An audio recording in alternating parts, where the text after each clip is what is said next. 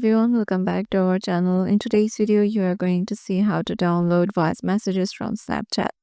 So to do that, let's head over to the Snapchat application first. Once you're there, make sure you have logged in into your desired account and then head over to your DM section and then just head over to any profile.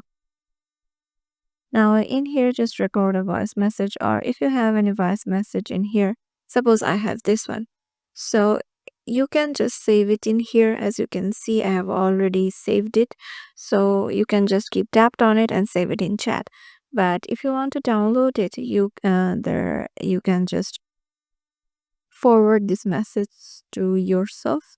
So tap on forward message and forward it to yourself. So it is me. It will show you that your name and there will be a bracket in me.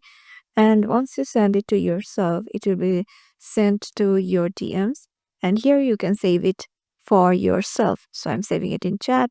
So yeah, this is kind of downloaded. So if they delete their voice message in their chat, but you will also get it on your DMs on your own one.